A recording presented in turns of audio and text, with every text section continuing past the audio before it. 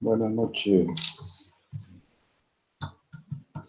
¿En qué nos quedamos la última vez, según lo que vimos?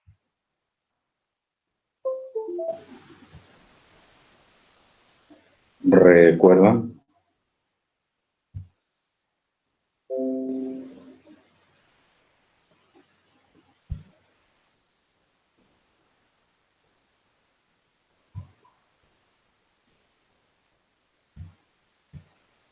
A ver, ¿qué recuerdan la última vez?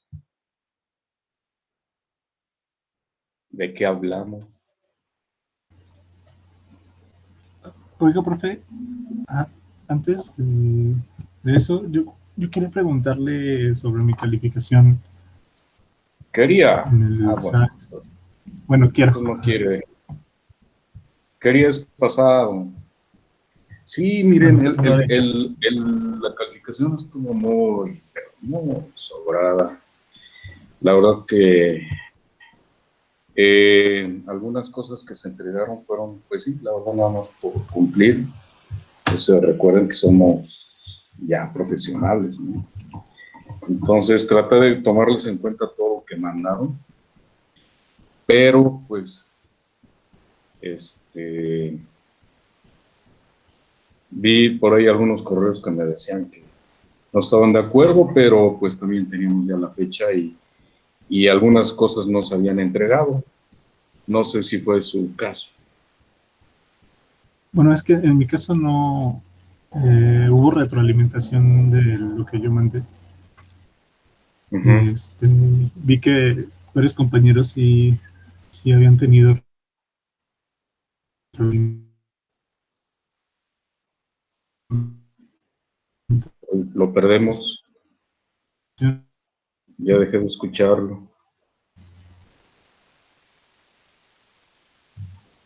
Hola, ¿soy yo? Entonces no sé si...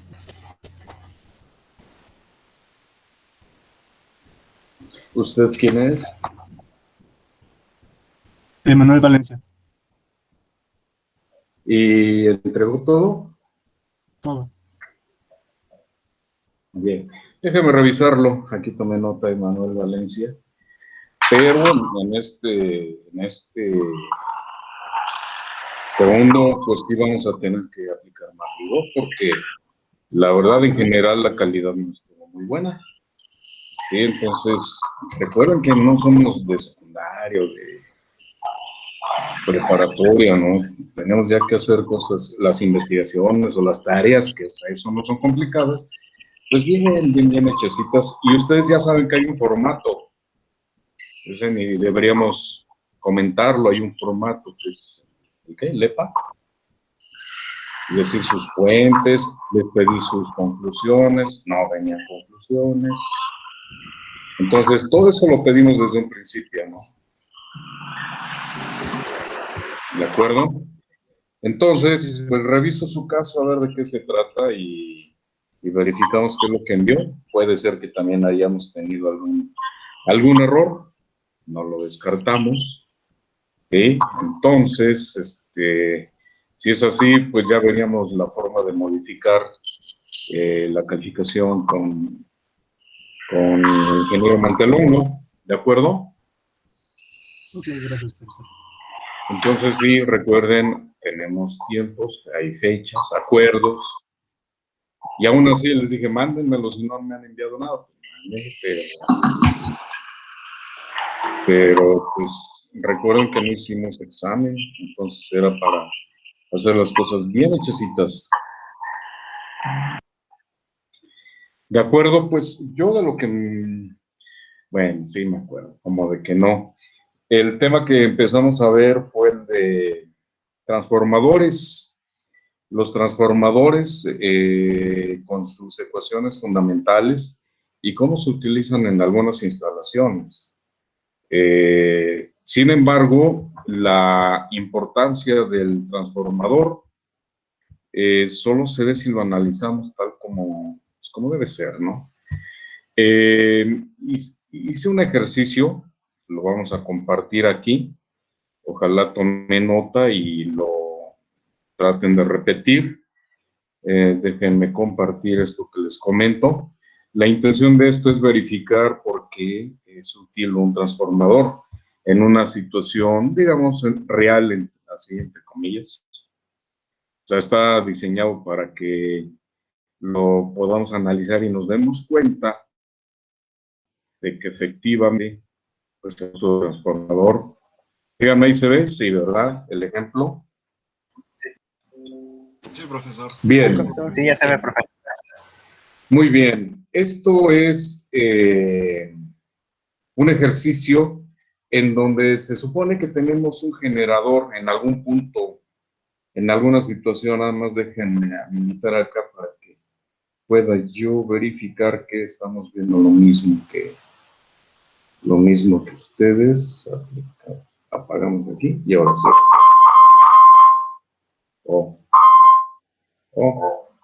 Ahí está. Bien, entonces este es el ejercicio. Dice, tenemos un sistema de potencia monofásico, o sea, una sola línea, que consta de un generador. Esto que tenemos del lado izquierdo, vamos a amplificarlo un poquito, lo estamos representando así como un generador en donde tiene un voltaje, nos está proporcionando un voltaje de 480 volts. Bueno, no, el ángulo de fase es 0, o sea, no hay desfase. Y déjenme ver un poquito aquí arriba si podemos, ahí está. Es corriente alterna, 60 Hz, y suministra, la energía se suministra a una carga que tiene una impedancia de 4 más J3 ohms. Todo esto es en ohms. Aquí tenemos nuestra carga con un valor de 4 más 3 J ohms o J3 ohms. La forma en que hacemos llegar la energía a esta carga es por medio de una línea de transmisión. Esta línea de transmisión tiene una impedancia de 0.18, aquí no salió, pero aquí sí lo pusimos, de 0.24 J. O sea, tiene una componente resistiva y una inductiva. Esta es una línea de transmisión.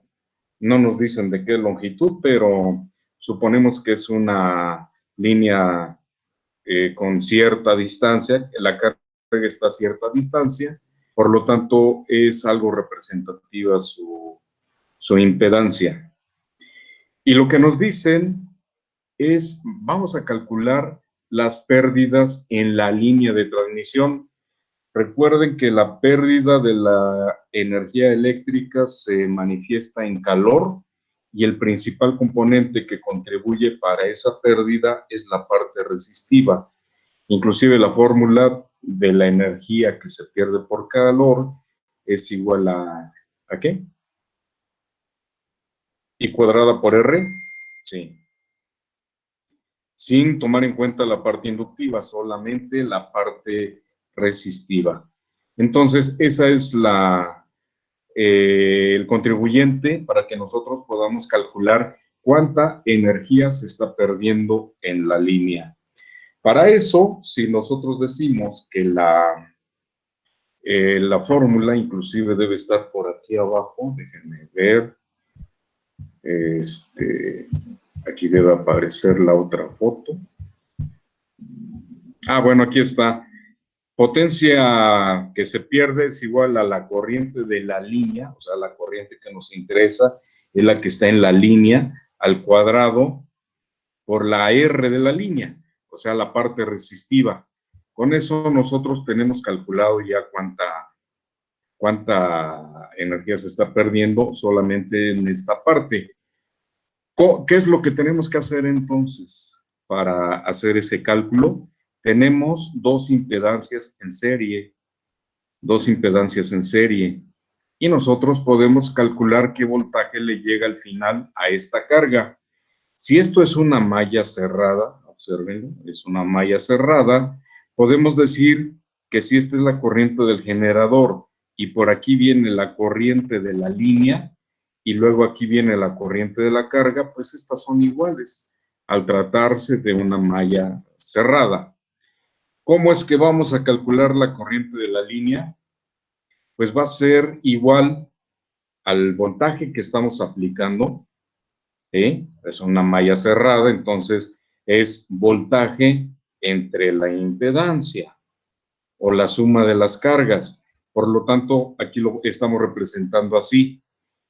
Esta corriente de línea es igual al voltaje del generador entre la Z de línea, que ya tenemos aquí, más la Z de carga. ¿Cuánto nos dicen que proporciona el generador? 480 volts con un ángulo de 0. Y tenemos que esto es 0.18 más 0.24 J más 4 más 3 J. ¿Sí? O sea, es una carga también que tiene un componente inductivo. Entonces, arriba tenemos polares y abajo rectangulares. Entonces, sumamos la parte real, 4 con punto 18, nos da 4.18, y la parte con J o imaginaria, que es punto 24 y 3, pues son 3.24 ohms. Esta parte está en rectangulares, por lo tanto tenemos que pasarla a polares para poder hacer la operación. Y entonces este valor de aquí, 3.24 de J y 4.18 de real o de resistencia, nos da 5.29 con un ángulo de 37.8. Inclusive las mismas calculadoras lo sacan directo, ¿no? Hay una función que dice convierta rectangulares a polares, le damos X y al darle R a P, pues nos da este valor con el ángulo. Entonces, este valor sale, alguien tocó la puerta, ¿sí? Alguien tocó la puerta. Vamos a ver quién la tocó. Sale. Listo. Entonces, regresando a nuestro ejercicio, pues ya nada más dividimos 480 entre 5, pues son 90, pues sí, 90 por 10 son 900 y por 5 pues son 480. El ángulo pues sube restando, 0 menos 37.8 grados, pues bueno, esta es nuestra corriente en la línea. Aquí podemos calcular también cuál es el voltaje que realmente le está llegando a la carga. Si estamos aplicando 480, ya que hay dos elementos en serie, pues es un divisor de tensión, ¿no? O también es la corriente por la impedancia. Entonces, el voltaje de carga, de acuerdo a esto, va a ser igual a la corriente de línea que ya se calculó por la Z de carga. Este voltaje ya lo tenemos en polar y solamente tenemos que convertir nuestra Z de carga, que es 4 más 3J, a coordenadas rectangulares, polares, perdón. Entonces, 4 más 3J nos da una magnitud de 5, pues sí, ¿no? 4 por 4, 16, más 9, 25, raíz de 25, pues es 5. O sea, esto sí es correcto. El ángulo, pues según cuando hice el cálculo, nos daban 36.9 grados, ¿sí? Y este valor de corriente ya lo teníamos. Entonces, vamos a ver si se ve abajo. ¿Qué es lo que tenemos que hacer para nuestro cálculo de la pérdida de la energía? Es lo que decíamos, utilizamos la magnitud de la corriente, la elevamos al cuadrado y la multiplicamos por la parte resistiva, que en este caso son 0.18. Entonces, nuestra magnitud de la corriente son 90.8 por al cuadrado por 0.18. Según esto, nos da una pérdida de energía de 1484 watts. Más o menos 1484 watts. ¿Qué se imaginan que pudiera ser equivalente a esa energía? De 1484 watts.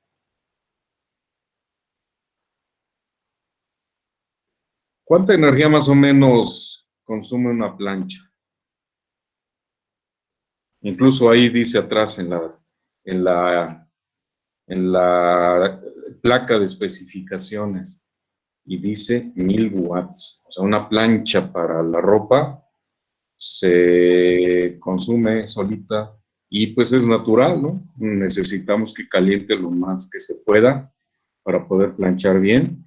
Entonces, nos dice que la energía que genera esa plancha son 1000 watts. Algunos hornos también tienen por ahí, pues, más o menos esa potencia. ¿Sí? Entonces, imagínense, en esta línea de transmisión se pierde en forma de calor la energía más o menos de una plancha y media prendidas al mismo tiempo. Plancha y media. ¿Sí? Entonces, sí, es algo de pérdida de energía. Y además vemos que a la carga le está llegando 450 volts, 54. Quiere decir que por aquí en la línea de transmisión pues se consumen pues al menos 26 volts, 26 volts. Pero como la corriente es alta, 90 amperes, y al cuadrado son estos 1484 watts. Eso quiere decir que este alambre debe estar muy, pero muy caliente, ¿eh? Con riesgo a fundirse. Entonces, el cálculo de esto nos permite analizar cuáles son las situaciones. Tendríamos que ver cuál es la carga, ¿sí? Y si es óptima esta situación. Por lo mientras, en este circuito de una sola malla y una carga, vemos que sí hay una pérdida muy alta de energía. Bien, bueno, eso es, digamos, ¿cómo le llaman esto? El inciso A. Déjenme ver si podemos movernos al siguiente escaneo para que podamos ver el siguiente caso. Es exactamente las mismas condiciones en cuanto al generador y la carga y la misma línea de transmisión. Sin embargo, ahora, ¿qué nos dice? Vamos a suponer que ponemos un transformador elevador. Aquí nos dice elevador de 1 a 10 y se coloca en el extremo del generador. ¿Sí? Por cada volt que se aplica en el primario, en el secundario tenemos 10. ¿Sí? Esa es la relación de 1 a 10. Y también ponemos un transformador reductor del lado de la carga, o sea, en el otro extremo de la línea. ¿Sí? O sea, aquí tenemos un transformador reductor de 10 a 1. Aquí está. Ponemos un transformador de 10 a 1 y utilizamos la misma carga que teníamos de 3 más 4J, no era al revés. Creo que aquí hay un pequeño error. Sí, aquí está volteado, ¿eh? Es 4 más 3J. En los cálculos se hizo bien, 4 más 3J. Aquí hay un pequeño error de dislexia. Y entonces, ¿qué es lo que nos preguntan? Es la misma situación en cuanto a los componentes que participan, pero estamos agregando un transformador aquí y un transformador acá. Vamos a ver qué beneficio nos agregan estos dos componentes en este circuito, que es el mismo. Y nos piden nuevamente cuál es el voltaje en la carga. Hay que ver cuánto voltaje se va a estar aplicando a la carga y cuál es la pérdida de la energía en la línea de transmisión. Ahora, si nosotros, vamos a ampliar un poquito, tenemos aquí nuestro generador que proporciona los 480 volts con una fase de 0 grados y a su vez va a generar una corriente de generador. La podemos llamar así, IG, y esto se resuelve en esta primer malla, lo que va a provocar una inducción en el secundario de acuerdo a esta relación 1 a 10. Vamos a tener una corriente de línea que es diferente ahora sí a la corriente del generador y con su impedancia. Al final se conecta el primario de un segundo transformador y con esto cerramos el circuito. Esta corriente de línea decíamos que es diferente a la corriente del generador. ¿Por qué? Porque si estamos elevando el voltaje, que se reduce la corriente. ¿sí? Elevamos voltaje, por consecuencia la corriente se reduce por el principio de que la potencia del primario debe ser igual a la potencia del secundario y las fórmulas que nosotros ya sacamos en su momento. ¿Se acuerdan? N1 entre N2, B1 entre B2, I2 entre I1. Y luego, en el secundario de este transformador se conecta la carga. Por supuesto que vamos a tener una corriente de carga y pues va a ser diferente esta corriente de línea y diferente a la corriente del generador. Todo por efecto de los transformadores. La Z de carga es la misma, aquí es 4 más 3J, esto lo vamos a corregir, 4 más 3J. ¿Cómo es que analizamos esto para poder sacar lo que nos piden? Nos piden cuánto voltaje hay aquí y nos piden saber la pérdida de la energía en esta línea de transmisión, lo que nos obliga a conocer la corriente de línea. Corriente de línea elevada al cuadrado por 0.18 nos va a permitir saber cuánta energía se está perdiendo aquí. ¿Cuál es la forma o cómo es el procedimiento para resolver esto? Dice, se elimina el transformador T2. ¿Cómo es que nosotros eliminamos el transformador T2? Ustedes recuerden que la impedancia que tenemos de este lado se refleja por efecto del transformador como una impedancia, no digamos equivalente, porque ni siquiera tienen el mismo valor, sino una impedancia, vamos a llamarle aparente. Esto quiere decir que por efecto del transformador, en este punto vamos a suponer que tenemos una impedancia adicional al de la línea, ¿sí? Que no son los 3 más 4J o 4 más 3J. Hay una fórmula, incluso está aquí, déjenme ver, aquí está, aquí abajo. Hay una fórmula que dice que Z de carga es igual a la relación de vueltas al cuadrado por la Z de carga. Aquí ponemos Z de carga prima porque en estos puntos vamos a tener una Z de carga, les decía, aparente. Esta Z de carga es la que se refleja acá por efecto del transformador. O sea, yo tengo aquí, ¿se acuerdan que decíamos que un transformador sirve para acoplar impedancias? En un circuito de un amplificador de audio, generalmente la salida del amplificador es de alta impedancia contra la bocina, que es de 4, 8, 6, 16 ohms máximo. Entonces, pues se pierde toda la energía porque no hay un acoplamiento. Se dice que para que se transfiera el máximo de energía, la impedancia de salida debe ser similar, deseable igual a la impedancia de carga. Y entonces, ¿qué se hace? Se mete este transformador para eso. De este lado, ¿sí? Lo que tengamos, si aquí ponemos un punto A y un punto B, vamos a ver una impedancia equivalente de esta carga, que no es 3 más 4J.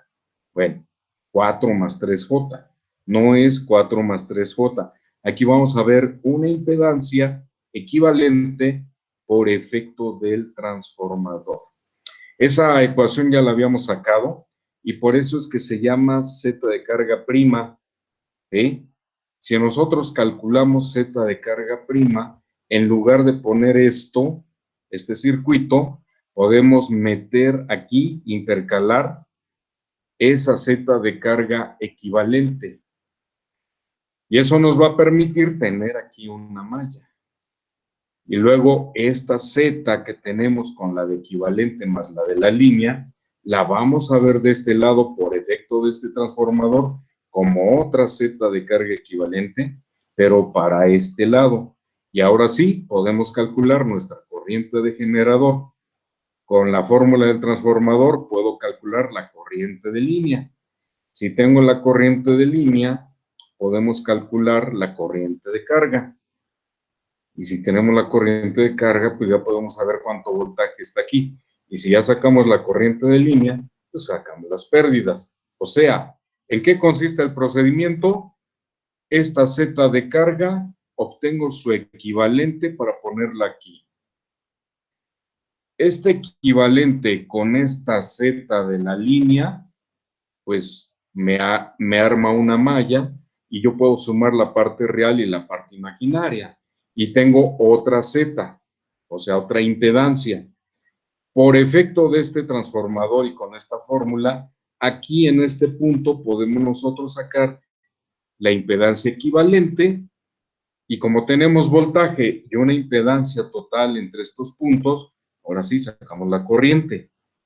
Ya que tenemos la corriente con la fórmula del transformador, sacamos la corriente de línea, estamos aquí y ahora calculamos la corriente de carga. Sabiendo la corriente de carga, podemos calcular el voltaje que cae en este lado.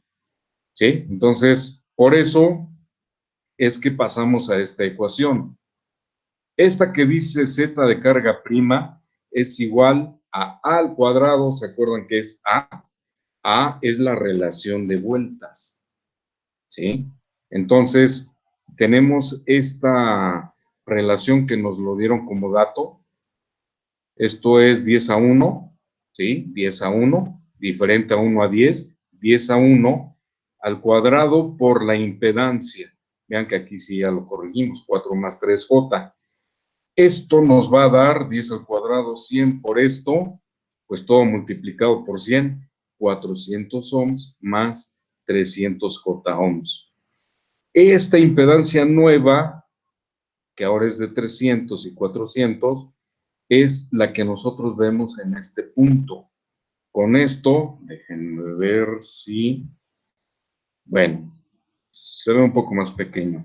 Esto nos permite reemplazar esta sección del circuito por una Z equivalente, ¿sí? Que vamos a tener aquí. Prima. Bueno, le habíamos llamado Z de carga prima. Esta Z de carga prima, que son 400 más 300J, ahora se encuentra en serie con la Z de la línea, lo que nos permite sacar una Z equivalente de las dos.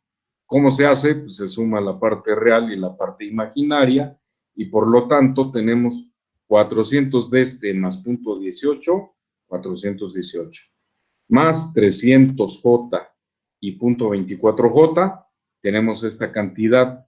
Esta es la Z que estaríamos viendo en estos dos puntos, o sea, la suma, no hay mayor problema.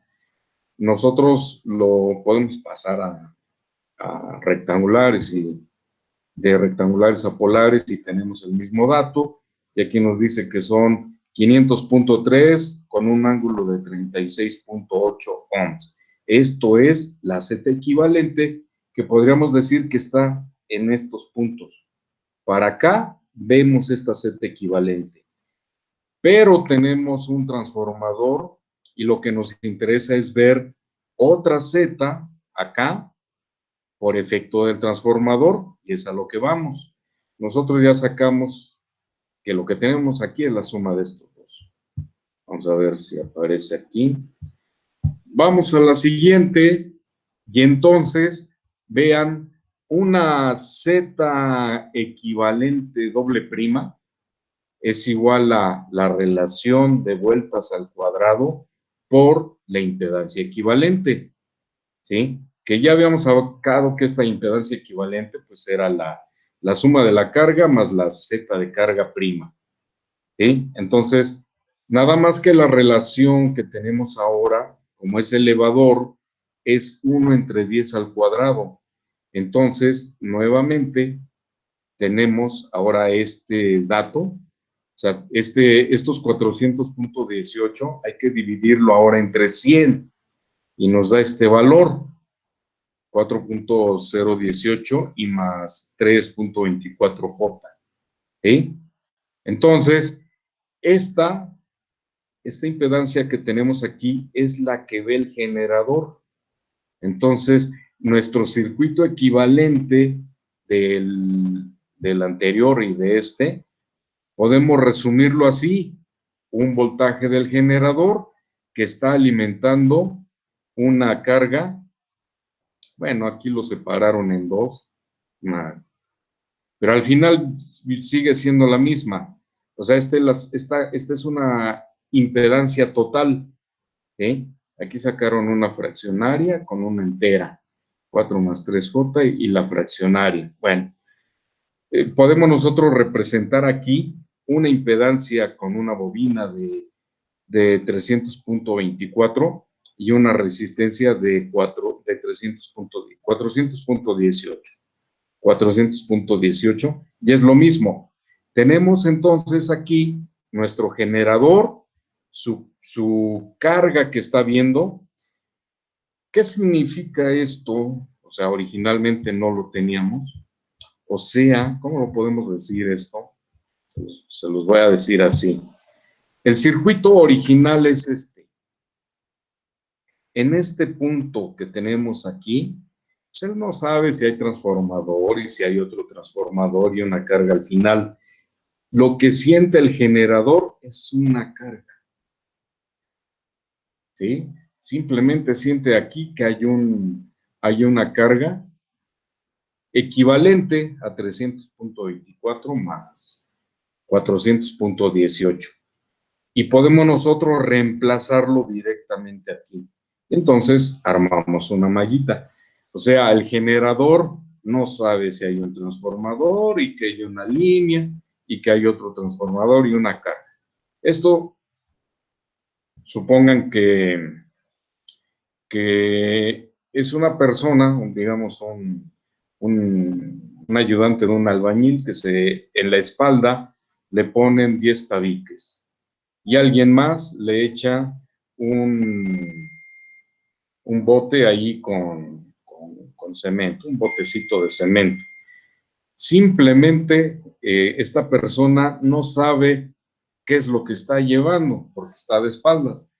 Lo que siente es que es algo más pesado. Llevaba 5 tabiques y ahora le agregan un botecito. Y luego le agregan unos azulejos. Simplemente lo que siente es que es más pesado. No importa lo que le hayan puesto, es más pesado. Entonces, igualito aquí, no importa qué es lo que tengamos de este lado, el generador aquí al final ve una impedancia equivalente. Como ya la calculamos, y esta la tenemos acá, nosotros podemos reemplazar nuestra impedancia equivalente. Yo diría que con una sola, o sea, yo digo que con una sola, no importa, pero bueno, aquí se separó, es lo mismo. Al final de cuentas, observen ya para los cálculos, la corriente del generador es el voltaje entre la impedancia de carga. ¿Y cuál es? Pues esta que tenemos aquí arriba. Hay que tomar en cuenta forzosamente las dos, ¿sí? Entonces, entre 5.03 con un ángulo de 36. Creo que es 88 grados. Al hacer esta división, 48 entre 5, nos dice que por el primario, por este circuito, están circulando 95 amperes con este ángulo, ¿sí? Aquí hay una ecuación y nos dan el dato, ya nos dan el dato que es 1 entre 10. Número de vueltas del primario por la corriente del generador es igual a número de vueltas del secundario por la corriente de línea. ¿Qué nos interesa sacar? La corriente de línea. Entonces, la corriente de línea va a ser igual al número de vueltas del primario entre el número de vueltas del secundario por la corriente del generador, ¿sí? Entonces, aquí está la relación y nosotros tenemos que aquí dividimos nuestros 95.94 entre 10 y el ángulo pues permanece, ¿sí? Entonces, vean que la corriente de línea ahora vale 9.594 amperes con este ángulo de menos 36.84, ¿sí? Significa que si nosotros nos vamos a regresar tantito, Vamos a ver si está por aquí la otra fotito. Ahí está. Significa que al hacer este cálculo, nosotros nos encontramos con este circuito equivalente, este de aquí. Hemos calculado ahora la corriente de línea considerando el transformador. O sea, ahora vamos de regreso. Con nuestro circuito obtuvimos la corriente del generador. Ya que tenemos la corriente del generador, entonces con el transformador armamos nuestro circuito de línea. Claro, hay que tomar en cuenta la carga que tiene aquí. Y nosotros tenemos ahora una corriente de línea nueva, diferente. Con esa corriente de línea ya nosotros podemos calcular la pérdida, pero ahora tenemos que sacar la corriente de carga para saber cuánto es el voltaje que tiene en la carga. Bien, entonces la corriente de carga pues es esta. El voltaje de carga, perdón, nos brincamos, corriente de línea. Con esta misma ecuación, con la misma que utilizamos aquí, ¿sí? Nosotros ahora vamos a sacar la corriente de carga, que es igual a la relación entre vueltas, nada más que ahora es un reductor, 10 entre 1 por la corriente, y tenemos una corriente de carga de 95.84 amperes, y el ángulo pues se mantiene en menos 36.86 grados. ¿Cuál va a ser el voltaje de carga? Nuevamente, ahora regresamos a este circuito. Con este transformador, ahora hemos calculado la corriente de carga. Aquí hay una corriente de carga. Si necesito el voltaje de carga, simplemente voltaje es igual a corriente por impedancia. Bien, entonces nos movemos de este lado y vemos, se brincó esto, y vemos que la corriente de carga vale 96.84 y este ángulo. ¿Cómo calculamos el voltaje de carga? Pues la corriente de carga por la Z de carga. Esto ya lo habíamos calculado y resulta que son 479.7 volts y un ángulo de 0.01 grados. O sea, prácticamente 0 grados. ¿Cuánto voltaje nos estaba dando el generador? Pues 480. ¿Cuánto estamos aplicando ahora? 479.7. O sea, llegan casi los 480. Son 0.3 volts menos, que seguramente están aquí, caídos en esta impedancia. Entonces, el uso del transformador aquí ya nos da una conclusión importante, que con el uso de los dos transformadores, el voltaje del generador casi se transfiere a la carga. Vean, solamente hay 0.3 de diferencia. Y si nosotros comparamos con el otro, ¿recuerdan cuántos volts se perdían o cuántos volts menos llegaban? Pues eran 26. O sea, si llego aquí, vean, son 454 volts para 480, son 26 volts que no llegaron a la carga. Entonces, esa es una ventaja del transformador. Y la otra, y esta es una de las más interesantes, ya sacamos el voltaje de carga. ¿Y cuánto es la pérdida de energía en la línea de transmisión? Bueno, pues tenemos que sacar la corriente que pasa por la línea de transmisión, que no hay que volverla a calcular porque esta ya la tenemos aquí, 9.594 amperes. Esta es la magnitud. Al cuadrado por la resistencia, o sea, la parte real de la línea de transmisión, 0.0018. Bueno, esta es la única ventaja que podemos ver aquí, está el 0.018, ¿sí? Y, ¿qué tenemos aquí? Este es el valor de la resistencia. Si nosotros hacemos este cálculo, nos va a dar 9.594 con un ángulo de menos 36, por 0.18, acuérdense que este es el del original, el 0.18 que nos dieron aquí, ¿sí? No el aparente, 0.0018, no, el original. Y esto al cuadrado por esto, dicen que nos dan 16.7 watts. Conclusión, ¿cuál es la conclusión?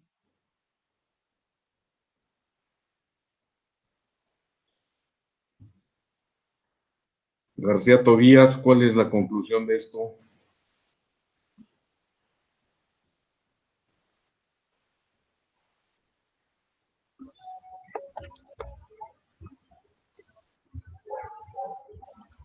¿Sí está García Tobías? Yo lo veo firmado.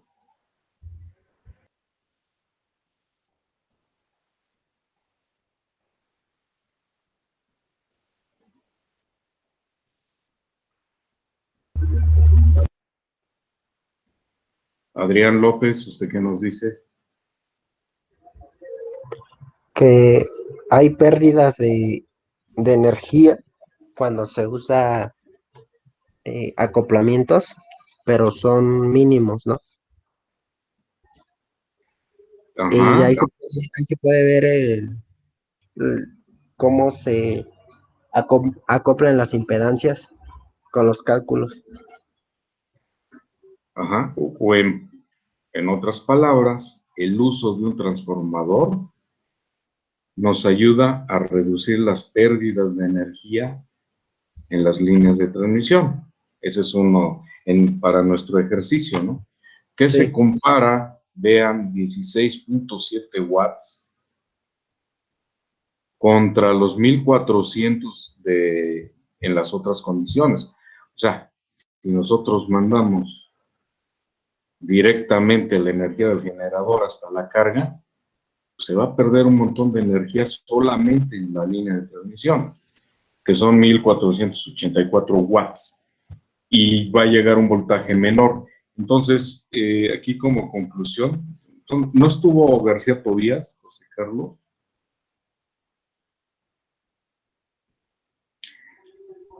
Le vamos a poner falta, entonces.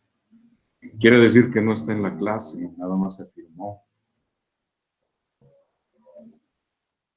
Pero Juan Carlos Plata sí está, ¿verdad? Sí, aquí estoy, profesor. Lo estamos viendo. Entonces, ¿está de acuerdo en la conclusión? Sí. Bueno, El, puede ser un poco confuso, pero sí se entiende bastante bien. sí, o sea, el intercalar un transformador aquí, primero elevador y luego reductor, claro, este estuvo hecho, digamos, ad hoc. Primero le elevamos por 10 y luego se reduce por 10 para que los cálculos sean fáciles, pero lo que sí se demuestra es de que con esto, lo más importante, casi toda la energía se transfiere a la carga. Casi. Se reducen también las pérdidas aquí. Por eso precisamente es que nosotros vemos esas torres de alta tensión y la verdad habría que investigar, inclusive vamos a ponerlo así. ¿Cuál es? Ya lo había comentado alguien, el voltaje que se maneja en esas líneas de transmisión. Entonces, si nosotros hablamos, a lo mejor les decía que aquí no sabíamos qué longitud tiene esta línea de transmisión, pero sí tenemos sus parámetros. Pero imagínense la energía que llega aquí a la Ciudad de México, si la planta más cercana está ahí por el norte, ¿cómo se llama ahí? La termoeléctrica ¿cómo se llama? Tepexpa, ¿no? Sí, la de Tepexpan. La planta de Entonces, Tepexpan. ahí, sí, desde allá hasta la Ciudad de México, pues no está lejos, pero sí son algunos kilómetros. Entonces, imagínense tender un cable, porque así está hecho, ¿eh? Hay que tender esos cables que van por los postes, esas torres y fabricadas de esa manera con pura estructura metálica para que no las tire el viento. Si nosotros mandamos la energía tal como se produce hasta acá, hasta la ciudad, pues esos cables se van a calentar mucho. Entonces, se elevan a un voltaje muy alto, muy alto. Aquí nada más fue por 10 y nuestra corriente, vean, se fue de, ¿qué? De 90 amperes, se fue a 9, ¿a dónde está? A 9.5. 9.5, la de línea, 9.5, o sea, 10 veces. Entonces, para que algo se eleve hasta, por ahí decía alguien que eran 32,000 volts, hay que ver cuántos volts produce el generador. Se eleva a los 36,000, así viaja por todo el recorrido hasta los centros de consumo. Ahí, por medio de otro transformador, se reduce el voltaje, ¿sí?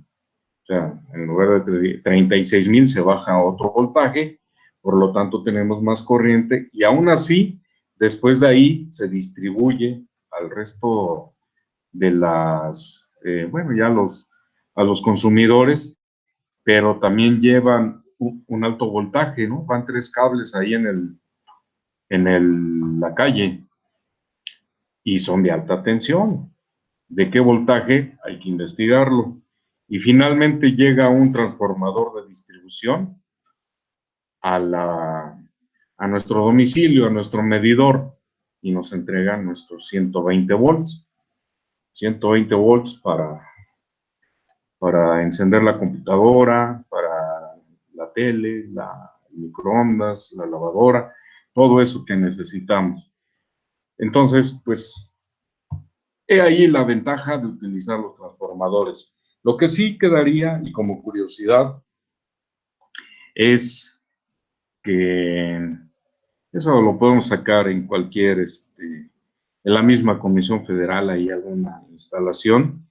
¿De qué orden están los voltajes en la termoeléctrica? Luego, ¿con qué valor viajan? Llegó Arnulfo López, bueno, ¿de qué valor de voltaje viajan a través de las líneas de transmisión? Luego en la subestación, ¿a cuánto se baja? Y luego en las calles, ¿de cuánto es? ¿Sí? Entonces, eso lo vamos a dejar para investigar, ¿de acuerdo? Y me lo comparten. Hay un transformador especial, no sé si lo platicamos aquí. Déjenme cerrarle aquí. Se usaba antes y con un principio muy parecido. Déjenme ver si encontramos aquí algo que se llama el flyback. Flyback.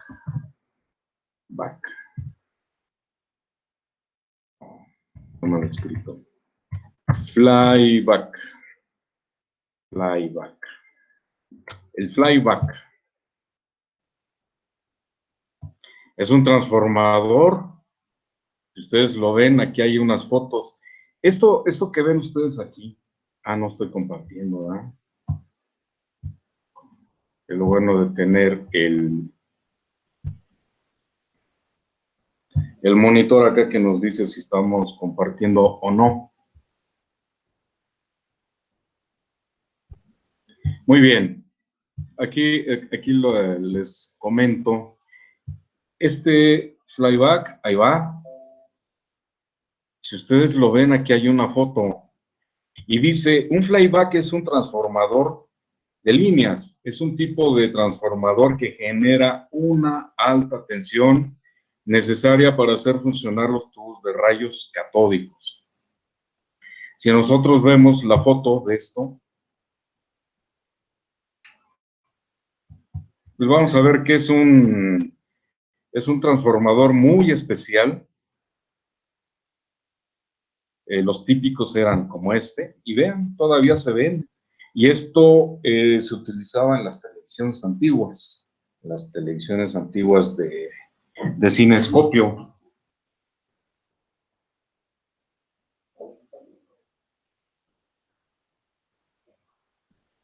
Ustedes dirán, ¿ya se fue? No, ya aquí estamos.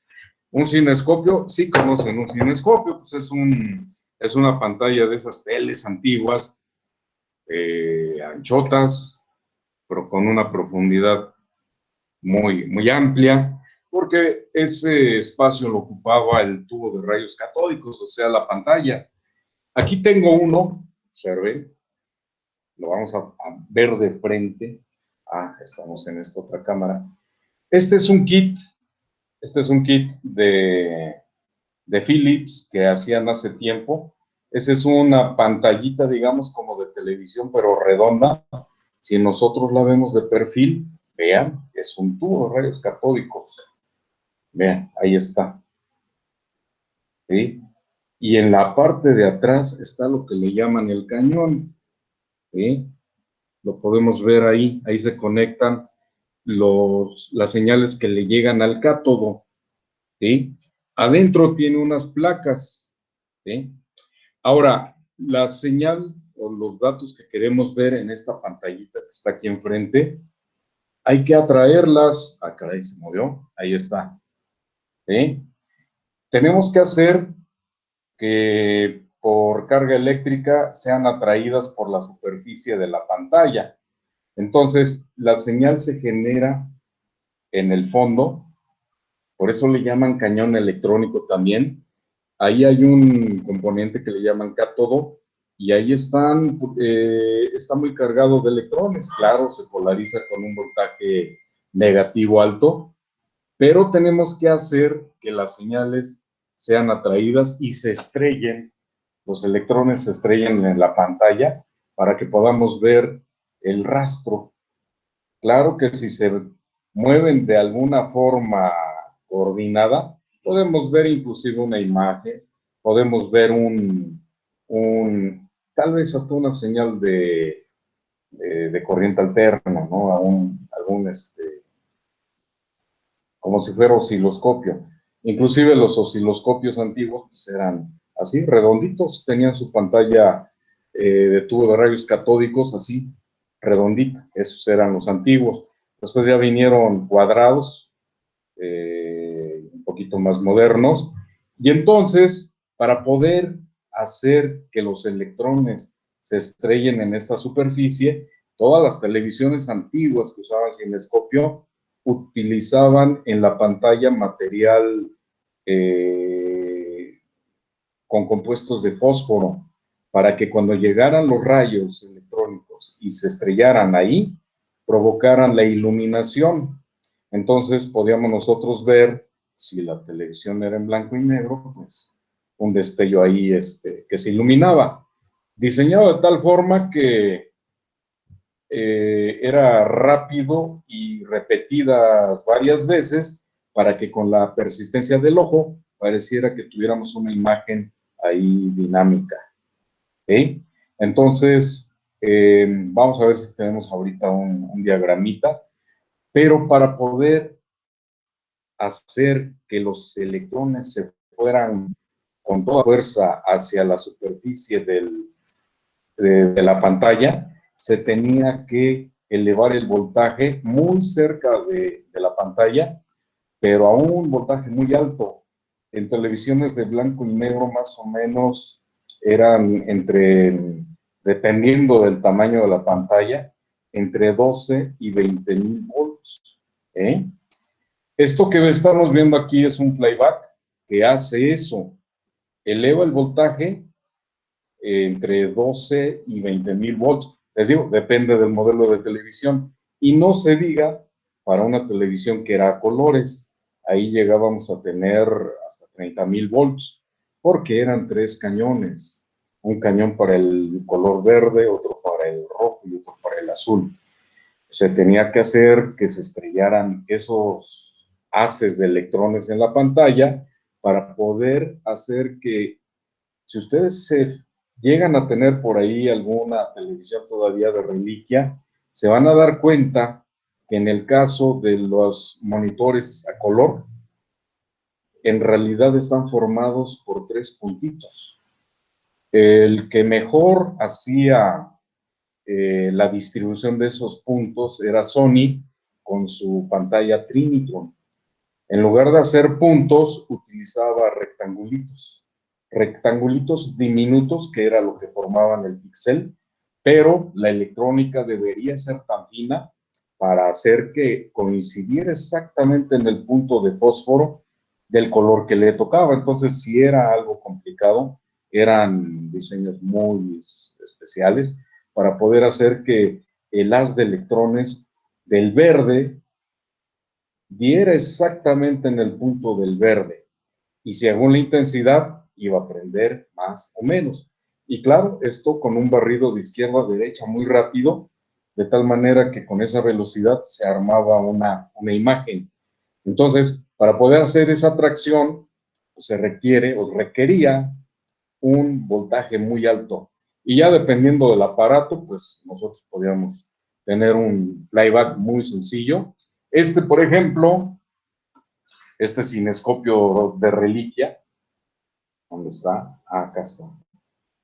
Arriba tiene su electrónica, si nosotros vemos. Arriba tiene su electrónica, controles, tiene ahí un transformador adicional, capacitores viejitos. Este es muy viejo, era un kit de Philips, les comento, y como verán, tiene acrílico, o sea, como era para estudiantes, pues, y recordando de que aquí se manejan altos voltajes, pues no se ponía para poner en riesgo a quien comprara esto.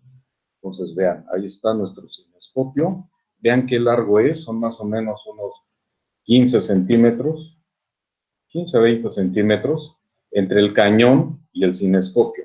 Y curiosamente es redondito. ¿Eh? Bien, ese tipo de transformador especial, que no lo tiene, o sea, por eso me lo dieron barato, porque no trae el flyback. Y el flyback, aquí inclusive aquí trae unas terminales donde hay que conectarlo, y otras que hay que pasar aquí, y dice precaución, alto voltaje. Y claro, está en alemán porque esto es de Philips. ¿Sí? Ahí dice no meta los dedos en los componentes que están aquí. Entonces, bueno, algún día lo echaremos a andar, pero esto que estamos viendo aquí, y ven, todavía los hacen aquí en Mercado Libre, puede uno comprar este flyback. La salida del alto voltaje está por esta parte aquí que estamos resaltando. Y este cable muy especial, es con un aislamiento muy intenso, muy alto, un aislamiento muy alto. Es grueso el aislamiento que tiene aquí. Y al final, déjenme ver si está aquí. Bueno, aquí vienen los ajustes. Vamos a ver otro, en donde podamos ver el circuito. Ah, bueno, este de aquí ya está montado en su chasis, pero que estamos viendo, vean, si tienen una televisión por ahí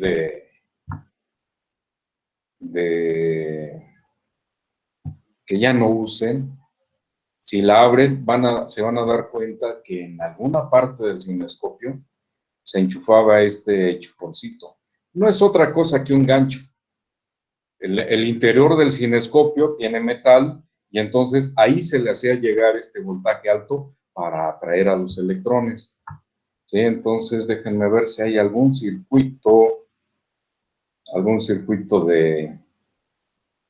Bueno, al final de cuentas, esto es un transformador más, para no marearlos.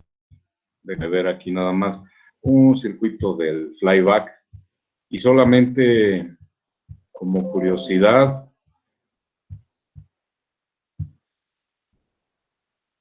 sentar. Y entonces vamos a buscar un diagrama de una televisión. Diagrama eléctrico. A ver, aquí dice que diagrama de un...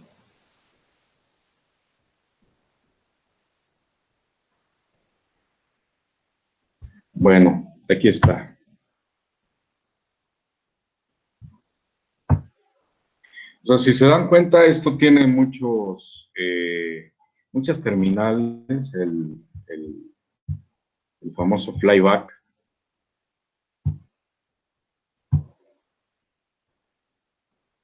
De entrada, pues es un transformador elevado. Y vamos a ver aquí aquí está. Ah, caray, este es ahí está. Vean, si nosotros lo vemos por abajo, están las terminales, ¿sí? Y vean, tenemos el que es un transistor, a este le llaman que es el transistor de salida horizontal. Ahí está. O sea, siempre hay un oscilador horizontal. O sea, si ustedes recuerdan, en la pantalla, siempre hay un barrido de izquierda a derecha y de arriba a abajo. Entonces, hay un circuito horizontal que mueve el haz de izquierda a derecha. Y un circuito vertical que lo va bajando, como si fueran zigzag. Baja, regresa, hasta que recorre toda la pantalla y luego empieza desde el inicio. Luego complementamos esa parte para que se comprenda. Entonces, para poder generar el alto voltaje, en este transistor entra una señal pulsante o alterna. Como carga del transistor, en el colector van las bobinas de este transistor. Y vean, perdón, de este transformador.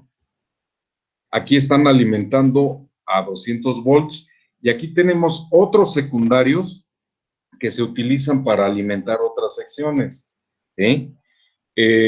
Aquellas televisiones que tenían control remoto, por ejemplo, esas se alimentaban directamente desde la línea de la corriente, porque siempre debería estar encendida esta sección para poder tener habilitado el control remoto. Pero otras funciones se alimentaban hasta que se encendía el televisor. ¿Qué es lo que hacía el control remoto? Simplemente permitía el paso al resto de los circuitos. Inclusive, si ustedes recuerdan, se oía un clic. No era otra cosa que un relevador, simplemente se cerraba el circuito. Pero vean, este voltaje de 200 volts, como secundario, tenemos este otro que tenemos aquí, y aquí dice que es alto voltaje.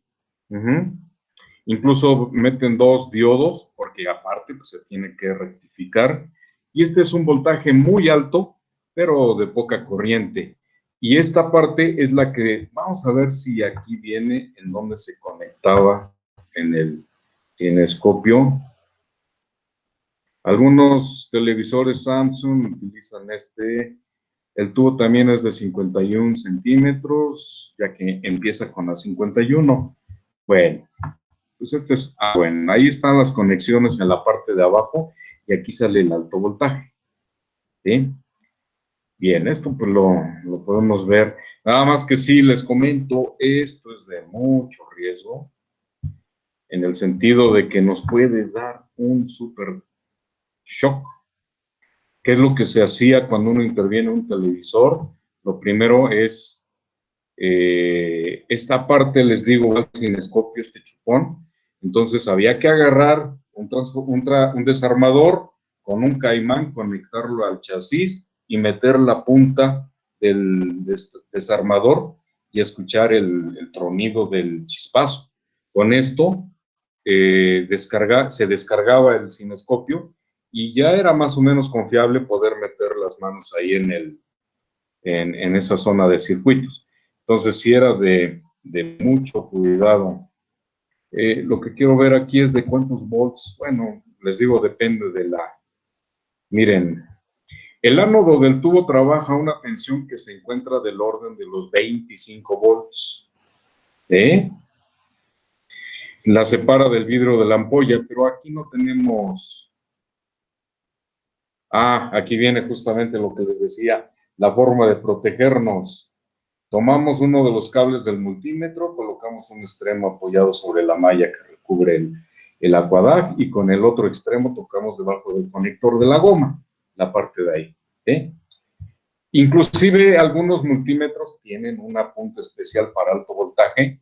Gente que se dedica a dar servicio, por ejemplo, a monitores, pues tenía sus medidores. Pero bueno, déjenme ver un diagrama adicional de tele.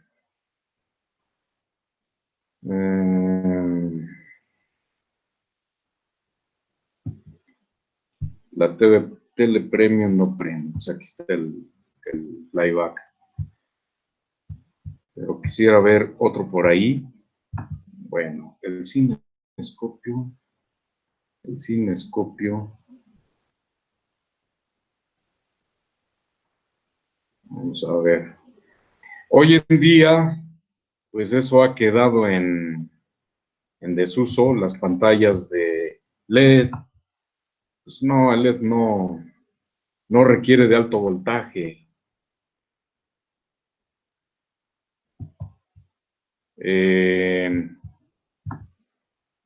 Vamos a ver si hay otra imagen aquí. A ver, esta de aquí. Hacen ese tema. Lo que sí, por aquí hay una recomendación. Se utilizan también los triplicadores de voltaje, como estos diodos y estos capacitores, para obtener esos voltajes que requería el cinescopio para poder atraer los electrones. Ah, bueno, aquí está. Aquí está el circuito que les decía. Este es un diagrama bloques de una televisión a colores. Déjenme ver si podemos verlo más grande. Vean, en estos tres, por eso están en este color, un punto podía estar formado. Recuerden que el color siempre está formado por 3 puntos. Y de acuerdo a la intensidad, si había más rojo, en la pantalla íbamos a ver ese punto rojo. Pero siempre están los 3 al mismo tiempo. Luego hay un oscilador vertical, que es el que hace que la señal baje de arriba hacia abajo, y el horizontal que vaya de izquierda a derecha. Circuitos de sincronía. Estos se pescan del aire, o sea, la televisora manda una señal de sincronía para que al mismo tiempo que la cámara está tomando la escena, ¿sí? O sea, empieza el barrido de la imagen, en ese mismo momento en el televisor se hace el barrido para que se arme la imagen exactamente como se está grabando o tomando en el escenario. Si no, vamos a tener una imagen deformada. Entonces, hay señales que se agregan a las señales de datos de video, y por otro lado va la de audio. O sea, aquí está un poquito más complejo porque se manejan señales de audio y video. Ahora, las de audio llegan más rápido porque las de video pasan por más etapas. Entonces, todavía la señal de audio hay que hacerla pasar por un circuito de retraso. Si no, lo que se ve es una imagen en donde el sonido va más adelantado que la escena, ¿no? Ustedes ven al actor que no está hablando, pero se escucha, y de pronto ya no dice nada y se escucha, ya no se escucha nada, pero se está moviendo la boca, ¿no? Entonces, y aquí se tienen los circuitos para hacer atraer. Aquí se alimentaban en el cañón estas tres señales, y para atraerlos hacia la pantalla del cinescopio entraba el flyback con un alto voltaje, unos circuitos de enfoque y también circuitos para reducir los errores en los extremos, y con esto se hacía que estas señales se estrellaran en la pantalla.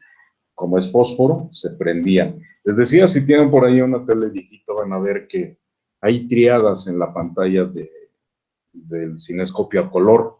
O si tienen un monitor de computadora todavía de esos Samsung, se van a dar cuenta de que, viendo a detalle, ahí se ven los puntitos.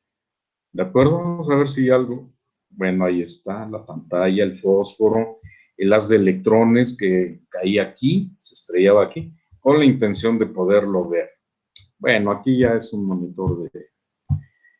Es el mismo principio, no importa que esto sea un monitor ¿qué?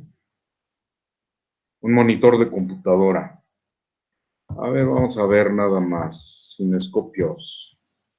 Alto voltaje en cinescopios. Pura curiosidad, ¿eh?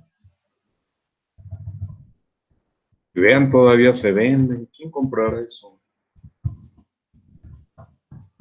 Un cinescopio. Vamos a ver, alto voltaje en cinescopio. Ah, muy bien. Vean. Este es un diagramita así. No es necesario que vayan a abrir su tele. ¿Sí? Aquí está el chupón que viene del flyback.